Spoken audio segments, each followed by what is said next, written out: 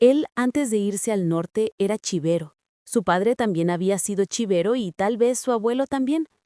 Ser chivero es lo mismo que ser cualquier otra cosa que tenga que ver con vivir de otros animales. Para él eran las chivas. Se les llama criadores. Se trata de establecer un proceso cíclico donde las hembras adultas tienen crías.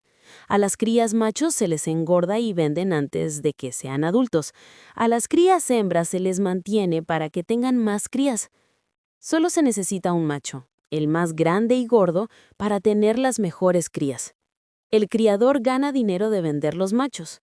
Con eso mantiene a las hembras, a él mismo y su familia. Los machos que se venden son matados para alimentar a los humanos. Las chivas se alimentan del pasto en el ejido y con pastura en tiempo de seca.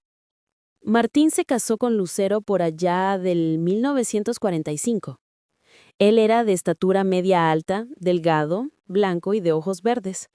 Alguno de sus nietos creció pensando que el abuelo de su abuelo había sido un alemán que había venido a México durante la Segunda Guerra Mundial, había tenido un romance con una mexicana y se había ido. La mexicana había sido madre soltera y puesto su apellido a su hijo, y por eso el apellido alemán se perdió. Ella era de estatura promedio, delgada, blanca y de ojos cafés claros. Ella también era hija de un chivero. Se conocieron en el ejido, en una de tantas veces que Martín andaba con las chivas y un día ella había salido con su padre a las chivas. El padre la llevaba de vez en cuando para que la gente la viera y consiguiera marido. Sus dos primeros hijos murieron recién nacidos. Eran tiempos difíciles para un recién nacido y más si nacías en un rancho del norte de México. En 1949 nació la primera hija que sobrevivió. Durante el tiempo que vivieron juntos tuvieron 6 hijos: María, Alfredo, Martín, Martina, José y Rosa. Después que nació María, las chivas no alcanzaron para sobrevivir. Hubo que moverse a la ciudad para tener mejores oportunidades. Cuando llegó a la ciudad con su esposa y su primera hija, estuvo viviendo en una pequeña casa de un solo cuarto a las afueras de la ciudad. Era una renta muy baja y podía pagar por unos meses con lo que tenía de haber vendido a las chivas, que no eran muchas. Además, podría empezar a construir en un terreno que le habían facilitado para pagar según se fuera saliendo dinero. La economía familiar no era fácil y decidió emigrar al norte. Era la posguerra y la unión necesitaba de trabajadores, por lo que entrar era muy sencillo y la paga era buena. Se fue para nunca volver a vivir en México. Regresaba de vez en cuando a visitar a su familia, que fue creciendo poco a poco. Eran viajes de más de 24 horas en tren o autobús. Cruzaba por El Paso para después irse a Los Ángeles y finalmente llegar a San José, donde trabajaba.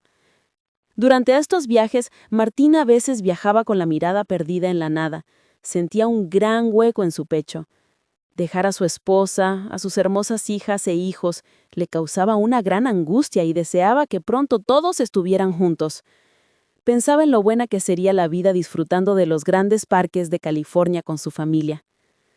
De regreso a México, los viajes eran eternos, el tiempo se estiraba. Los letreros de las millas y kilómetros tardaban cada vez más y se acercaban al autobús con lentitud astronómica. Cuando llegaba a casa, el ver a sus hijas e hijos emocionados por verlo lo hacía sentir lo que la gente llama felicidad. También la casa fue creciendo poco a poco. Después de unos años ya contaba con varios cuartos. Tenía un terreno cuadrado ubicado en la esquina de la cuadra con cuartos alrededor de un patio. Los cuartos que daban a la calle tenían acceso individual y había un acceso principal por donde se podía entrar con un vehículo. Eran 2 casas completas de 2 pisos que hacían parecer a la propiedad con una casa de hacienda. Las horas con la espalda combada en los campos de California estaban dando resultado. A veces cuando se quería levantar de la pizca, sentía cómo la espalda le dolía, no se podía enderezar y se tenía que parar lo más lento posible. Una vez erguido, estiraba los brazos para sentir un poco de alivio. En la casa, además de la familia de Martín y Lucero, vivían varios parientes y amistades. Era una casa grande y Martín ayudaba a quien podía. Más que hacienda o casa, era una vecindad. Mucha gente pasaba temporadas en ese lugar. Tal vez Martín había aprendido lo de ayudar de la religión, ayúdense los unos a los otros. O tal vez era la manera de agradecer la ayuda que a él le habían dado cuando tuvo facilidades de conseguir ese terreno. Él sabía que lo mejor para la familia era estar todos juntos, por lo que había hecho trámites para poder llevarse a toda su familia al norte y estar todos allá de manera legal. Así evitaría las vueltas y sus hijas e hijos tendrían un futuro mejor en el sueño americano. Los trámites eran lentos y solo podía avanzarle cuando terminaban las cosechas y antes de que se viniera la siguiente. Las circunstancias y las creencias de la época cambiaron para siempre el destino de la familia. En una de tantas visitas, una tarde estaba en el patio fumando y sentado relajado viendo a sus hijos jugar. Martín, hijo, jugaba en el patio y sin querer se estrelló en una pared con la bicicleta y rompió un enjarre. De un hueco de las paredes salieron varias hojas de papel dobladas y algunas en sobres. Eran cartas. Se levantó de la silla y caminó hacia donde estaban las cartas. Se agachó y las levantó. Leyó varias y se dio cuenta de que eran cartas de amor correspondido que su esposa había estado recibiendo. Todo él se transformó en furia. Sentía cómo la sangre bajaba de su cabeza y fluía hacia sus puños en preparación para la pelea de una bestia. Su mente quedó en blanco. Se fue del patio gritando y buscando a Lucero. Cuando la encontró, le gritó que se tenía que ir de su casa para siempre, que agarrara sus cosas y se largara, que no se le ocurriera llevarse a los niños o lo pagaría muy caro. La persona que había estado pretendiendo a su esposa era el hijo de una amistad, que vivía en la casa de Martín, y había salido a esconderse a la casa de su padre, por lo que Martín sabía dónde encontrarlo. Fue a buscarlo y cuando llegó a la casa jadeando y jalando aire por la nariz, le gritó que saliera a dar la cara, que no era de hombres meterse con una mujer casada. Golpeó con sus puños fuertemente la puerta metálica, lo que hizo salir a varios vecinos. Después de unos minutos, el pretendiente salió armado con una pistola. Detrás de él, su padre pidiéndoles que se calmaran. Martín, al ver la pistola, no dudó y se le abalanzó para quitársela, y empezó un forcejeo entre los dos hombres que paró cuando se escuchó un disparo y el padre del pretendiente cayó fulminado por el tiro que le había dado justo en la cabeza. Había varios testigos y sin duda no era Martín quien había disparado. Días después, la policía arrestó al disparador y Martín fue declarado libre de culpa. Dos desgracias causadas por la fatídica combinación de lo natural con lo construido, por la cultura. La naturaleza, abriéndole camino a la vida, había hecho caer en la tentación de las emociones y sentimientos a dos seres humanos. Sin embargo, la sociedad, abriendo camino al progreso, determinaba que este era un hecho no permitido y había consecuencias. Siglos de proteger la propiedad privada y la herencia no serían en vano. Siglos de adoctrinamiento para enseñar que la mujer debe ser virgen antes del matrimonio y fiel toda la vida no serían en vano. Siglos de adoctrinamiento para enseñar que el hombre debe proteger su honor a toda costa no serían en vano. Era una traición de la monogamia al esfuerzo. La vida necesita de que dos seres se conecten, pero si uno de esos seres está ya conectado, puede resultar en tragedia. Lucero regresó al rancho. Estaba embarazada de una hija de Martín. Tal vez había cometido el error de sentir, de la tentación, había sido víctima del deseo.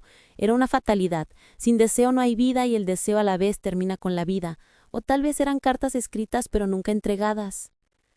Los otros hijos se quedaron en la casa. La situación era difícil. Ahora no tenían madre que los cuidara y su padre tenía que regresar a trabajar a los Estados Unidos. Una hermana de Martín ayudó con lo que pudo en el cuidado de los niños. Sin embargo, estaba casada y tenía que cumplir con su esposo y sus propios hijos. La tía era una persona muy sabia. Decía que si la felicidad de la pareja depende de lo que se gasta en la boda, yo se las pago. Pasaron los años, María y Martina se casaron. Tiempo después de casadas, Martina emigró al norte y María al sur del país. Las dos formaron sus propias familias. Alfredo y Martín no corrieron con la misma suerte. Emigraron al norte, pero pronto tuvieron problemas con la ley. Martín, hijo, estuvo casado, tuvo una hija natural y era padrastro de otra hija. Sin embargo, los problemas con el consumo y tráfico de drogas lo llevaron a la cárcel, perdiéndolo todo. Varios años después, cuando salió de la cárcel, regresó a la ciudad donde nació. Se alejó de los problemas con las drogas, pero el alcoholismo lo terminó matando. Alfredo fue arrestado justo antes de casarse, acusado de varios robos. La vida le había robado algo, y él solo lo tomaba de regreso. Pasó varios años en la cárcel y regresó ya viejo a la ciudad donde nació. Trabajó varios años en un taller mecánico, hasta que los años de mala vida cobraron factura. Un tropiezo le rompió la cadera y lo mandó a vivir a un asilo.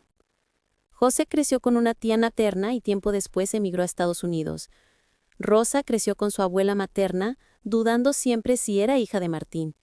Ya de grande fue un día a visitar a María, tocó la puerta y uno de los hijos de María abrió la puerta. El joven al verla se quedó pensando por unos segundos y gritó: «Mamá, te habla mi mamá». María y Rosa eran casi idénticas, pero una 10 años más joven que la otra. Martín se volvió a casar y formó una nueva familia en California. Lo llegué a ver tal vez 2 o 3 veces. Según recuerdo, se había refugiado en la religión para soportar la realidad que a veces es cruel y a veces, en esa dualidad que busca el balance, es magnífica. Él solía decir que hay algo más poderoso que el amor: el perdón.